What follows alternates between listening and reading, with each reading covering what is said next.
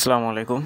আমার বাসায় কবুতর একটা বাচ্চা ছিল। পরে ওর সঙ্গী হিসেবে আরেকটা বাচ্চা নিয়ে আসছি, সুইটেল গিরিবাজের বাচ্চা, যেটা হচ্ছে রেস মানে প্রচুর পরিমাণে উড়বে এবং হচ্ছে বাজি খাবে, এরকম একটা পেয়ারের বাচ্চা সিঙ্গেল ছিল, তো ওইটা আমি নিয়ে চলে আসছি।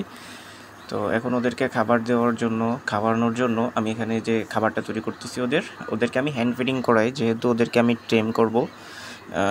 যা যে কারণে হচ্ছে ওদেরকে আমি হ্যান্ড ফিডিং করাই। হাতে খাওয়াইলে ওরা আমাকে আস্তে আস্তে ভালোবাসবে, ভয় পাবে না, এবং পরবর্তীতে যখন বড় হবে, উড়বে, তখন আমার কাছে আসবে, আমাকে ভয় পাবে না বেশি একটা।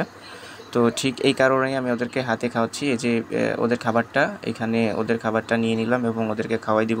তো ওদেরকে মেনলি আমি হচ্ছে যে ফিড আছে মুরগিকে খাওয়াই, ওইটা প্রথমে একটু পানি নিয়ে ওর ভিতরে কিছু পরিমাণ ফিড দিই, দিয়ে কিছুক্ষণ রেখে দিলে ওইটা হচ্ছে নরম হয়ে যায়। নরম হয়ে গেলে ওদেরকে খাইয়ে দিই। যেহেতু ওরা ছোটো বাচ্চা, ওরা দানাদার যেগুলো ওইগুলো খেয়ে যদি হজম করতে না পারে, এই কারণে হচ্ছে ওদেরকে নরমগুলা দিই।